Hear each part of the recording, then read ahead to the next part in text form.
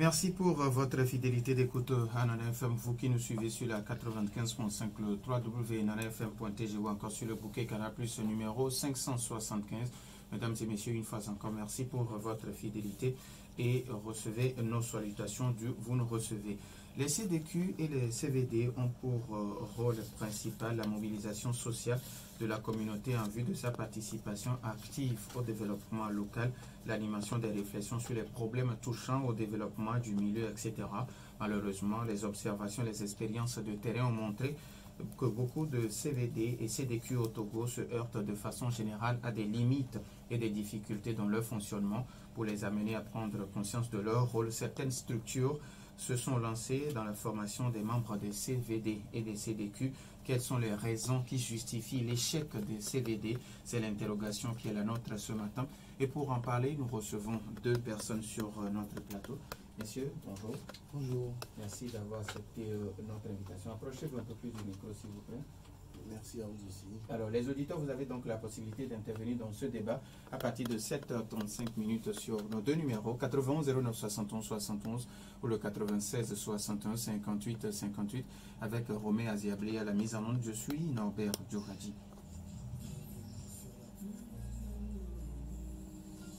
Une fois encore, merci pour votre fidélité, messieurs. Merci pour votre disponibilité. Je vais vous donner la possibilité à vous-même de vous présenter à nos auditeurs. Je vais commencer par l'extrême droite. Messieurs, bonjour. Bonjour. Présentez-vous, s'il vous plaît. Je suis Adika Yao, spécialiste en développement local participatif, personne ressource pour l'ONG WAPEC. Alors, messieurs, bonjour. Bonjour. Présentez-vous, s'il vous plaît. Je suis monsieur Tete Yaose Hiram, président du conseil d'administration de l'Organisation africaine pour l'éducation et la culture. Alors, avant d'entrer dans le vif du sujet qui nous réunit ce matin, vous voulez bien nous présenter l'ONG AOPEC? Ok. Organisation africaine pour l'éducation et la culture est une ONG régulièrement installée au Togo depuis les années 2005, suivant un constat où beaucoup de pays ont installé en leur sein des programmes présidentiels de bourse, des programmes d'excellence afin d'encourager l'excellence en milieu scolaire et universitaire. Et donc nous avons jugé bon de mettre sur pied cette ONG afin de contribuer à ce déficit qui n'est pas encore mis en place dans notre pays. Alors, qu'est-ce qui se fait? Qu'est-ce que vous faites concrètement? À l'Organisation africaine pour l'éducation et la culture, nous avons deux grands volets. La première, c'est l'éducation. Nous avons des projets éducatifs. Et le second volet, c'est la culture. Nous avons des projets culturels. Quant au projet éducatif, nous avons, comme vous le savez, octroyé des centaines de bourses d'études, que ce soit à Lomé, au Togo, au Maroc, en Suisse, en France et presque dans plusieurs pays. On a envoyé des jeunes Togolais qui sont en pleine formation dans différentes universités actuellement. Donc c'est le lieu de remercier ces partenaires universitaires qui favorablement ont accepté accueillir nos jeunes Togolais qui vraiment ont la possibilité de faire briller ce pays, mais qui en tout temps n'ont pas pu être sélectionnés par les canaux d'octroi de bourse de l'État. Alors, vous avez initié il y a quelques jours une formation à l'endroit des CVD, des CDQ. Quel a été le constat et c'est pour quelle finalité? Oui, la formation initiée à l'endroit des CVD et des CDQ a été constatée par certaines difficultés où les CVD et les CDQ mélangent leur travail au militantisme politique. C'est-à-dire que quand vous rencontrez aujourd'hui un CVD ou un CDQ, ce qui ne peut que vous dire, c'est que vous avez l'impression qu'ils pensent que le rôle que le gouvernement lui a confié est lié au militantisme politique. C'est-à-dire, je suis de tel parti politique, il faut que c'est le parti qui envoie l'argent avant que je ne puisse faire mon travail.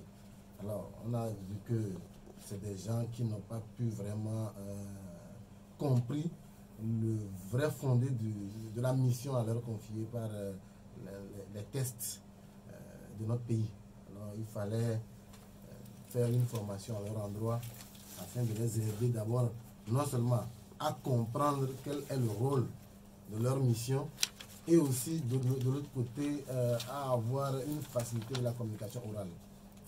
Alors, Monsieur Yawadika, vous l'avez dit, vous êtes acteur du développement participatif. Comment comprendre aujourd'hui l'échec des CVD et des CDQ? Quelles sont les raisons qui justifient l'échec des CVD et des CDQ? Ok, merci. Merci pour la parole qui m'est accordée. Échec des CVD, CDQ. D'abord, je ne voudrais pas être catégorique pour dire qu'il y a échec, parce que dans les communautés togolaises, il y a des localités où des CVD font un formidable travail,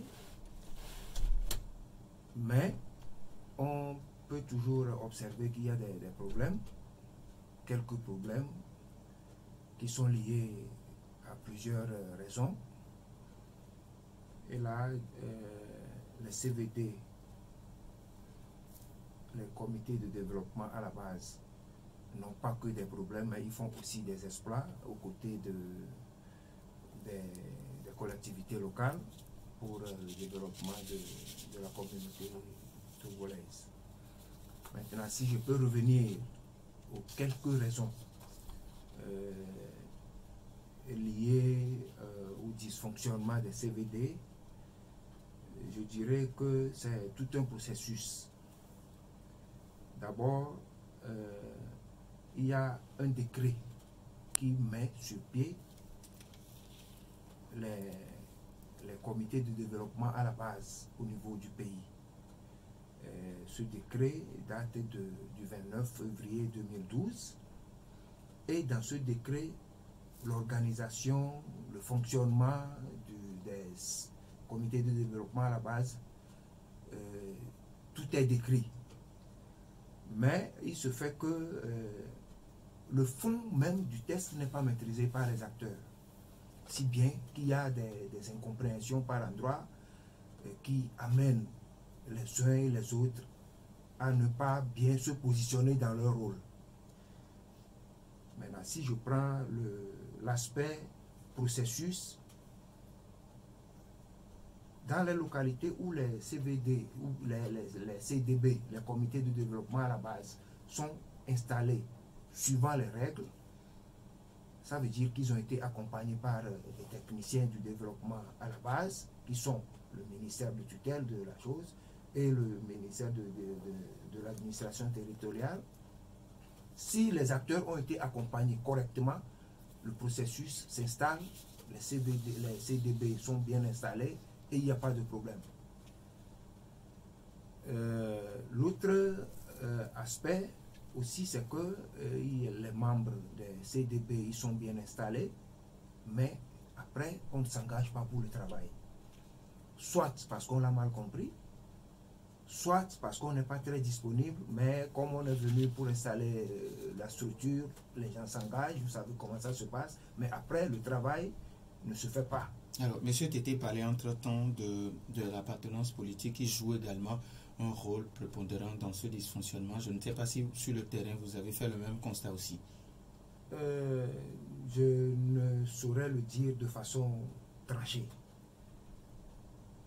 Vous savez, nous sommes en matière politique, nous sommes encore à l'état de construction. La maturité politique, nous ne l'avons pas encore tellement.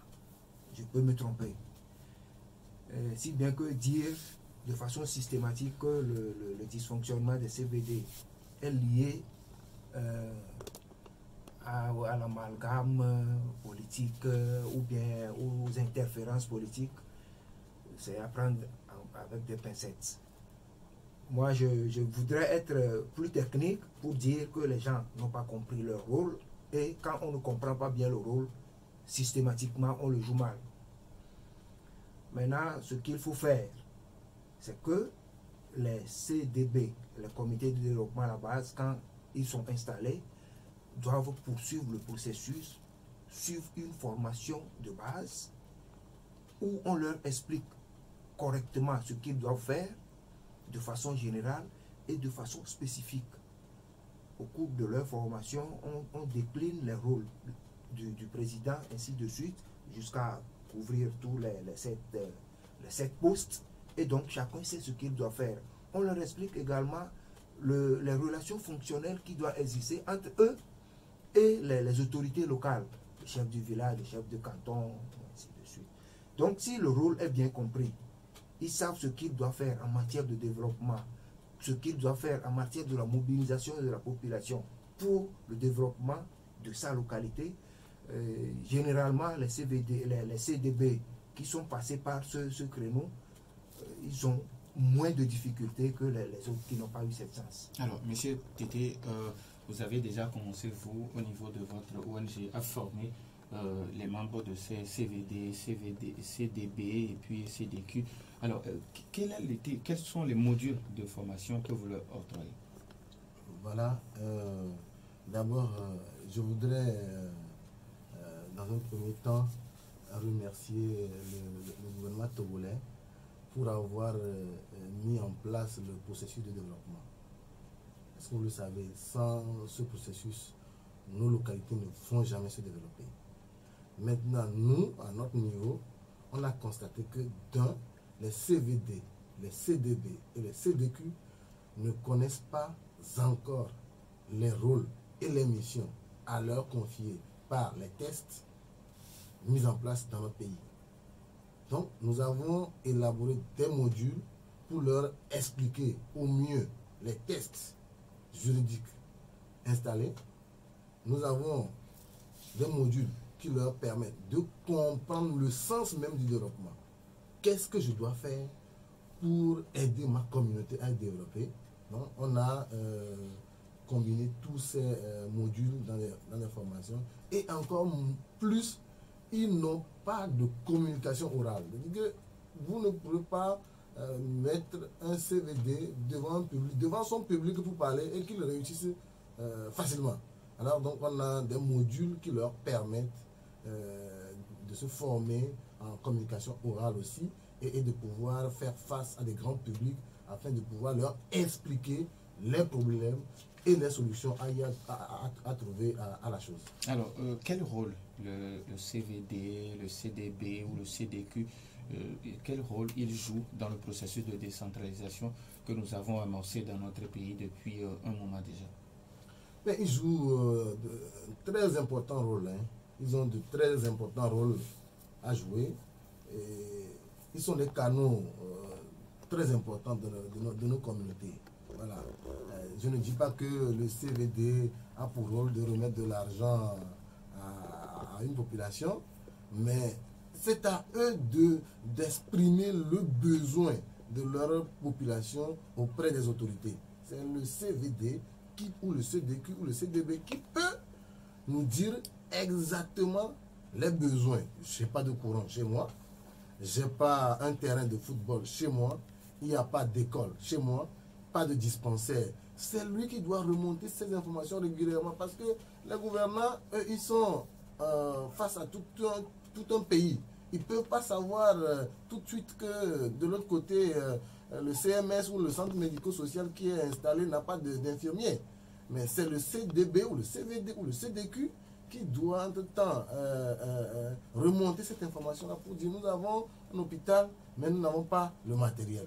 Nous avons un terrain ici pour construire. C'est le CVD, le CDQ, c'est lui qui sait que, en tout cas, il connaît, il maîtrise les réserves administratives d'ailleurs même, pour pouvoir informer le préfet ou encore le chef canton ou le chef du village à pouvoir prendre des décisions au plus haut niveau donné. Donc les CVD ont de très capitaux rôle à jouer. Alors, M. Alika, vous voulez sûrement ajouter quelque chose en 2 minutes et puis on donne la possibilité à nos auditeurs d'intervenir. Oui. Le rôle des CDB dans le processus de développement, il n'est plus à démontrer. D'abord, le CDB est une organisation d'initiative locale à but non lucratif ayant pour assise le village ou le quartier de la communauté de son ressort. Il dit les actions des CDB s'inscrivent strictement dans le cadre des politiques de développement de l'État et des collectivités locales.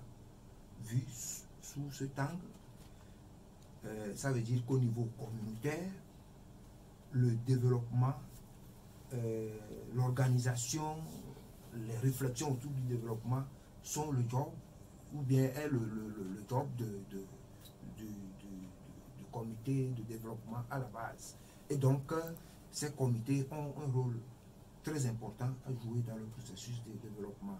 Ce rôle se résume principalement à la mobilisation de la communauté pour participer aux activités de développement. Toutes les activités de développement, le CDB doit tout faire pour amener la population à comprendre, à adhérer, à participer, à œuvrer pour le développement de sa communauté. Alors, je reste toujours avec vous. Est-ce que, parce que vous avez décidé d'être très technique sur le plateau, est-ce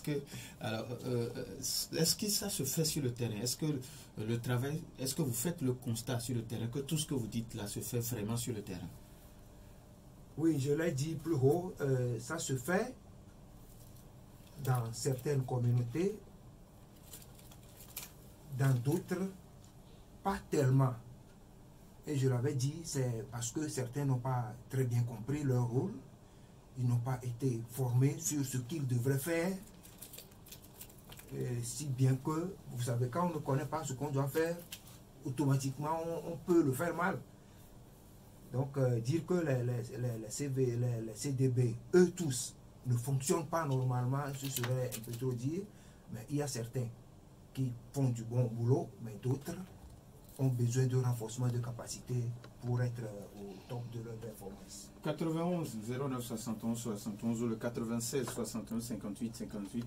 Nous auditons maintenant la possibilité sur ces deux numéros, mais après la courte pause. 91 09 71 71 ou le 96 61 58 58. Quelles sont les raisons qui peuvent justifier l'échec des CVD, des CDQ et des CDB? Les auditons maintenant la possibilité sur nos deux numéros. Nous avons un auditeur en ligne dans l'FM. Allô? Oui, allô. Pélé, bonjour. Oui, bonjour. Oui, allez-y, on vous écoute. Oui, salut le président. Avant de le dire, bravo d'abord. Oui. C'est une histoire que je fais, et puis sur le terrain. D'abord, il y a le chef de cette CDC. Moi, je vais dire, entre le que je suis responsable, qui est le fait partie du CDC à la fin. D'accord. Ça, je le vois bien. Et qu'on comprend que c'est possible. Et qu'avant d'y arriver jusqu'à au bureau, et comme l'a dit tout à l'heure, aujourd'hui, il y a la possibilité de pousser si ça n'est pas sur ce genre de choses.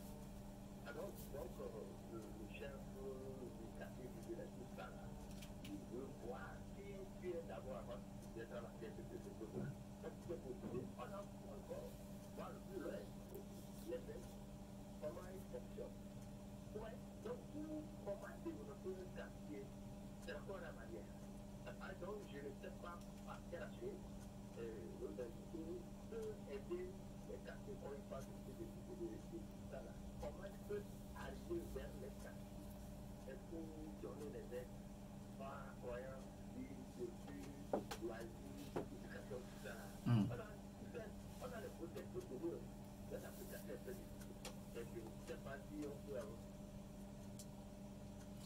Je pense que l'auditeur est parti. D'accord. D'accord. Merci beaucoup. Appelez 91 09 71 71 ou le 96 61 58 58. Est-ce que nous avons un autre auditeur en ligne? Avant que d'autres auditeurs n'appellent, notre auditeur qui disait qu'il est membre du CDQ d'où la SAMé. Et comme le disait M. Tete Yaousé Hiram à l'instant dit, il y a d'abord la sensibilité politique qui joue un rôle. Alors, M. Alika, je vous ai vu sourire, je ne sais pas si vous avez quelque chose à jouer. Quand il parle de sensibilité politique, il joue d'abord un rôle prépondérant dans le dans les CDQ et les CVD? Effectivement, j'ai souri parce que c'est des questions très sensibles. Ouais, je comprends. En tout cas, et les techniciens doivent faire attention quand il s'agit des questions sensibles comme ça. Sensibilité politique, normalement, le problème ne devrait pas se poser. Toute politique est là, toute politique vise le développement de la communauté. Et si les CDB, les comités de développement à la base, sont des comités exclusivement installés pour promouvoir le développement, je crois qu'on doit normalement se recouper. Le politique, il est à la quête du développement. Le CDB, comité de développement à la base, institution locale, est à la quête du développement. Normalement, il ne devrait pas se poser de problème. Si bien que je ne sais pas, je ne sais pas si vraiment l'appartenance politique devrait jouer contre le bon fonctionnement des CDB. Je ne saurais me prononcer. Alors, avant de donner la possibilité à M. Tété, il parle également du lien qui doit exister entre les CVD, les CDB et les CDQ avec les mairies. Bon, je voudrais faire une précision. L'ensemble s'appelle Comité de développement à la base. Maintenant, selon le territoire, selon le ressort territorial, c'est soit Comité de développement villageois, CVD, et là, on est au niveau d'un village. C'est CDQ, Comité de développement de quartier, quand on est dans un quartier de la ville. Donc, ce n'est pas trois choses différentes. C'est CDB qui couvre les deux. CDB, c'est le chapeau. Et sous ça, selon qu'on soit au village, on parle de CVD. Selon qu'on soit dans un quartier de la ville, on parle de CDQ. Il faut que ça soit clair. Bon, maintenant... le lien avec les mairies. Le lien avec les mairies, les nouvelles mairies. Avec les mairies. Normalement, il doit y avoir une très bonne collaboration entre les CVD, les CDQ et les mairies. Parce que nous sommes aujourd'hui en décentralisation où le développement doit être pensé depuis la base. Les initiatives de développement doivent provenir de la base. Je crois que cela n'est pas loin des rôles que devraient jouer les mairies. Les mairies sont à la coordination des actions de développement qui sortent des territoires qui sont sous leur ressort. Et donc, la mairie, les mairies et les CDB, les comités de développement à la base, devraient normalement bien collaborer.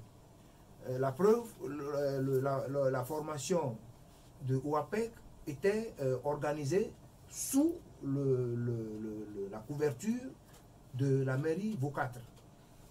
Bon, c'est un exemple pour dire que, du moins là-bas, ce que j'ai observé, je peux dire qu'il y a eu une bonne collaboration, puisque c'est le maire qui a fait l'ouverture, c'est le maire qui a clôturé, c'est le maire qui a invité les participants à la formation.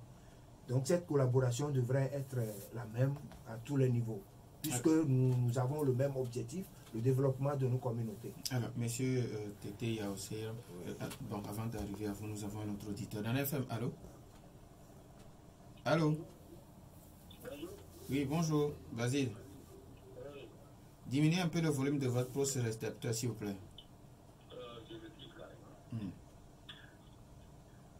Pour la décentralisation, moi, je pense plutôt qu'on a échoué avant de commencer, parce que la manière qu'on a saucissonné nos communes là, nous faisons deux fois, c'est-à-dire nous, le Bénin, deux fois le Togo. Et apparemment, il y a un peu de 80 communes ou bien 70, c'est comme ça. J'entends des chiffres, je ne retiens pas ça, ce n'est pas ma motivation majeure.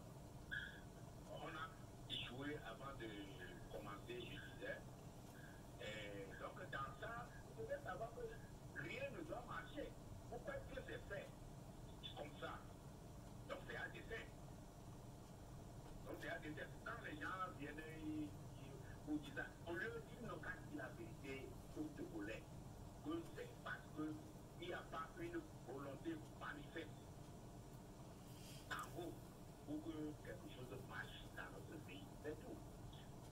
Merci beaucoup à vous, Monsieur Basile. 91 09 71 71 ou le 96 61 58 58. Avant d'arriver aux questions de M. Basile, Pelé qui vous demandait comment amener les CVD et les CDQ à mieux maîtriser leur rôle. Parce que vous avez déjà commencé les formations, M. Adikala dit dans le VO4. Maintenant, est-ce que c'est seulement dans le VO4 ou bien ça va descendre jusque dans les quartiers à Lomé? Oui, c'est un projet que nous allons un peu élargir vers d'autres communes afin de les expliquer au mieux leur rôle. Parce que pour nous aujourd'hui, le CVD ou le CDQ, le président CVD ou le président CDQ doit comprendre qu'il n'est pas là, il n'est pas installé pour faire de la politique, mais il est installé pour mener des actions de développement. Parce que quand vous allez vous rencontrer un président de CVD, la première des choses qu'il va te dire, je suis de tel bord politique. Alors, je demande à mon parti de m'aider pour que je puisse avoir de l'argent pour pouvoir, un temps soit peu, sarcler les herbes qui se trouvent au marché, mais on ne me donne pas cet argent-là. Alors, je suis dépassé, je ne sais pas quoi faire. Non, entre-temps, pour gongonner, la dernière fois, j'ai été contraint à ça.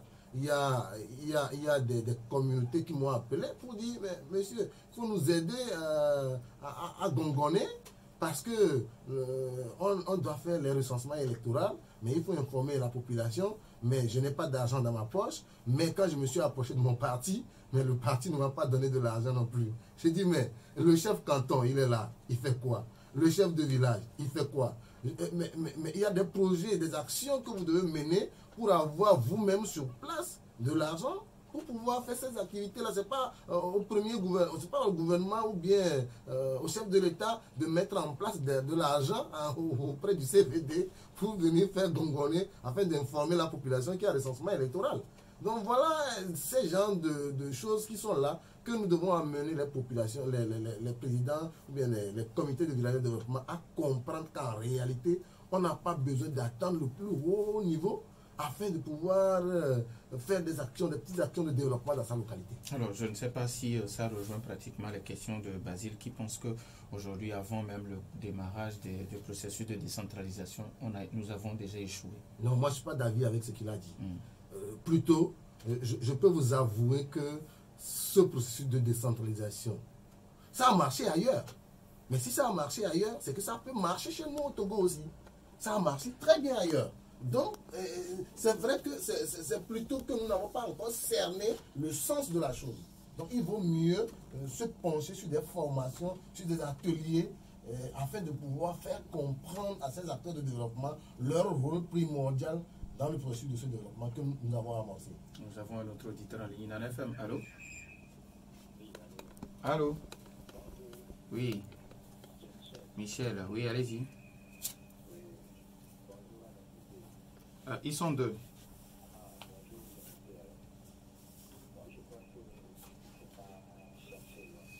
Oui. Allô? Est-ce que vous voulez bien diminuer un peu le volume de votre poste récepteur? Oui, ça peut aller.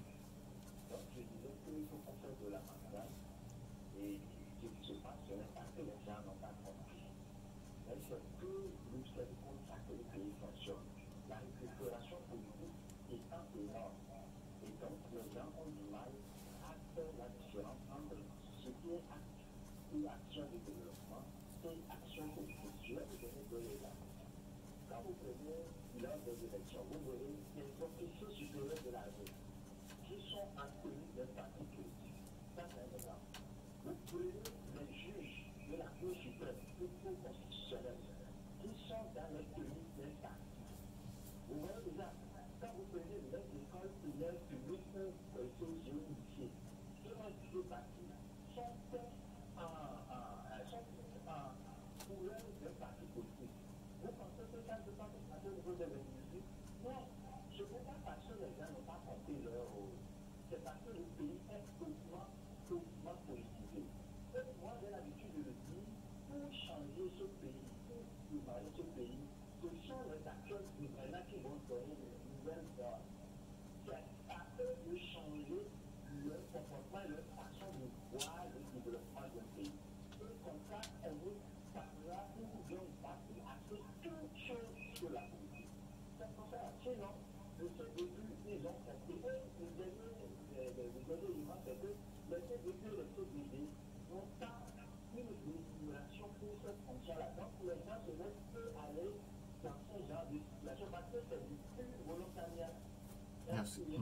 Merci et bonne journée à vous aussi, Michel.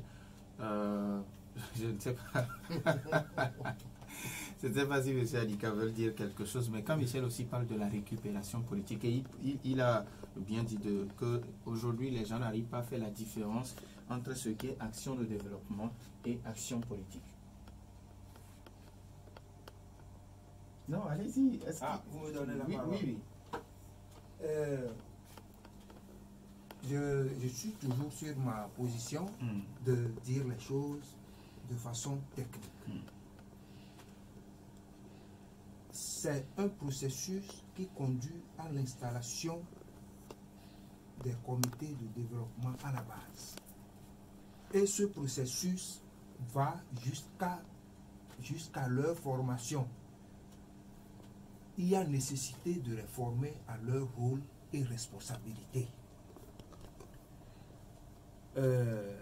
À partir du moment où le bureau exécutif du comité villageois du développement n'est pas formé à ses rôles et responsabilités, il y a la possibilité de confondre les choses. Il y a la possibilité de ne pas savoir exactement ce qu'on doit faire avec la communauté, ce qu'on doit faire avec les structures de développement qui sont installées sur le territoire du village, ainsi de suite. Je maintiens ma position pour dire qu'il faut que les gens sachent correctement ce qu'ils doivent faire, ce que les tests leur recommandent, et maintenant, ils sont des individus. S'il y a des interférences, les gens débordent, on aura toujours des occasions de les ramener à la raison. Ah non, vous êtes membre du bureau exécutif de CVD ou de CDQ, votre rôle, il est tel. Maintenant, votre appartenance politique ne doit pas interférer dans ce que vous faites. Vous êtes là pour tout le monde. Vous ne devez pas avoir de couleur politique dans l'exercice de votre fonction de président ou secrétaire de CVD. Ce qui veut dire que vous avez du boulot vraiment. Oui, il y a du travail à faire pour que les gens comprennent. Sinon, il y a des efforts qui se font, mais il y a encore du travail à faire. Il faut que les gens comprennent. Si le président de CVD, le trésorier, il sait qu'il est là pour toute la communauté, il sait au même moment que la communauté est composée de plusieurs couleurs politiques et que lui, il est là pour coordonner le développement au niveau de sa localité. Pour la communauté, je crois, s'il comprend bien, il doit savoir se réserver par rapport à son appartenance politique et faire le travail qui lui est demandé dans les règles de l'art. C'est comme ça que moi je vois la chose. Alors, en tant que technicien. Je comprends, je sais. Alors, monsieur Tété, vous êtes suffisamment sur le terrain.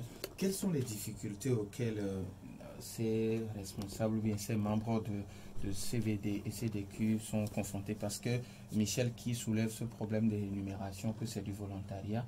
Alors, au-delà de ça, est-ce qu'il y a d'autres problèmes? C'est vrai. C'est vrai que ce que Michel dit, parce que les présidents des CVD, des CDQ, moins encore leurs secrétaires, eux tous ne sont pas rémunérés, ils n'ont pas de salaire. Alors, quand moi je parle de militantisme politique, c'est que le fait de n'avoir pas de salaire les oblige à faire ce militantisme politique pour pouvoir se tailler une place quand même dans un parti politique, afin de pouvoir trouver un job, afin de subvenir aux besoins de sa famille d'abord, avant de pouvoir prôner encore cette politique de développement.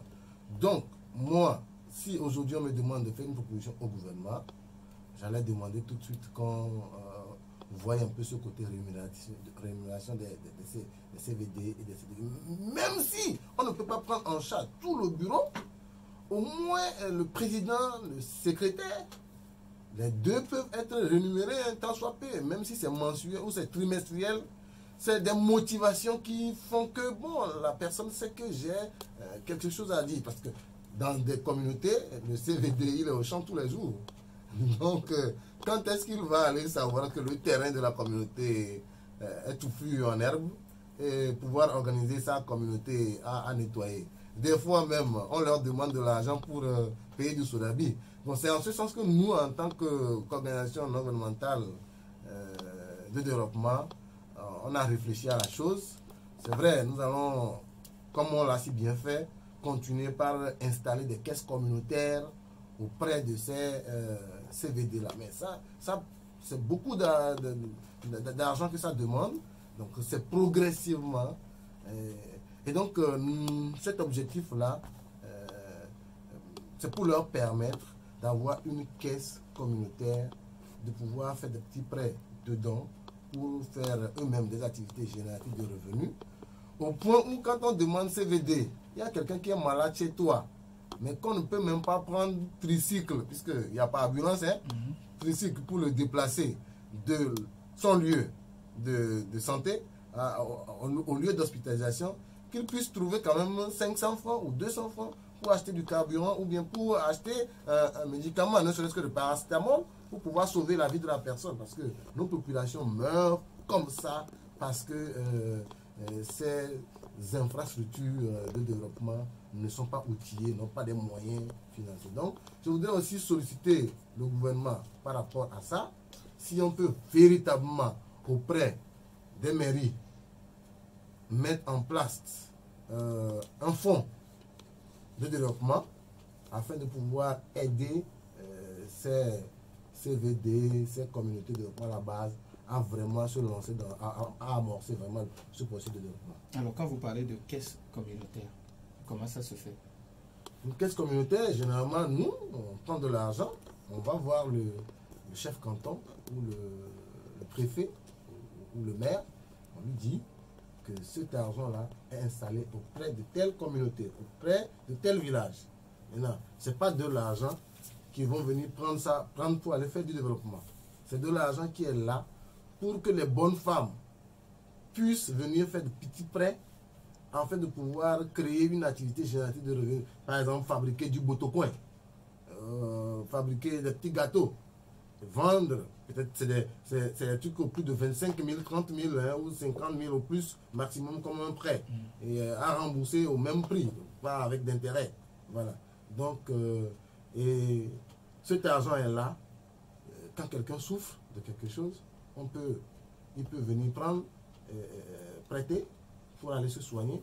Après, dès qu'il est guéri, il part chercher son activité de revenus et il vient, il rembourse à sa place. Alors, au-delà de ça, est-ce que votre ONG a d'autres apports aux communautés? Oui, on a beaucoup de choses qu'on est en train de faire dans certaines communautés. À part les caisses communautaires, l'information de base, on est en train d'installer actuellement dans certaines localités des ateliers de formation en couture, en coiffure. Vous savez, les jeunes des localités lointaines là, qui n'ont pas accès à la ville, tout de suite quand ils voient qu'ils n'ont pas quelque chose à faire tout de suite, ils viennent encombrer la ville. Et donc, je pense que ce processus de développement, ça permet de créer des infrastructures de base dans les localités là aussi. Ce qui fait que, au lieu de chercher à quitter le village, cette zone rurale là, et à venir s'installer en ville, à souffrir, à dormir dans les feux rouges, à dormir dans les lieux malsains, ils peuvent rester au village, mais avoir une formation en couture, en coiffure, menuiserie, maçonnerie, tout ça là, on le fait pour pouvoir les aider à avoir voilà, du travail sous la main et ne pouvoir pas sentir le poids des difficultés de la vie. Alors, M. Adika, quel est, vous, en tant que technicien, votre rapport pour ce développement dont on parle? Vous avez juste 1 minute. Je vous ai mal saisi, s'il vous plaît. Alors, quel est, vous, votre rapport en tant que technicien sur le terrain? Qu'est-ce que vous apportez à la communauté?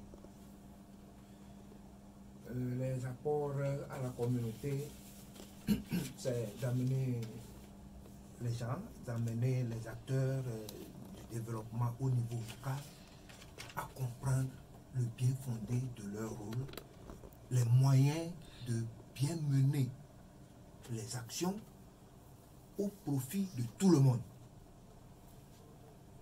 Vous m'avez accordé une minute. La question de bénévolat pour par rapport aux membres de CDB, normalement, dans le processus, il est clair que c'est un travail bénévole. Et donc, si les personnes qui se sont engagées savent à l'avance que c'est un travail bénévole, mais se sont engagées en bonne conscience, normalement, à la suite, ça ne devrait pas poser des problèmes. Il appartient au comité de développement à la base de développer des stratégies pour mobiliser des ressources au niveau local pour les aider à faire le développement du milieu. Nous disons merci à M. Adika. Alors, il n'est pas permis dans cette émission, mais je vous offre une occasion spéciale de donner un contact sur lequel des gens, ceux qui, surtout les membres de CVD, CDQ, qui ont envie de vous appeler. Oui, le 92 05 08 92. Répétez. 92 05 08 92. Nous disons merci à Tété Yaousséiran, président du conseil d'administration de l'Organisation africaine pour l'éducation et la culture, ONG APEC, et nous disons également merci à l'expert M. Adika Yao. Merci également à vous pour votre fidélité d'écoute à Nana FM, fin de cette émission mise en onde par Romé Aziablé. Je suis Norbert Douhadi. Bonne suite de nos programmes.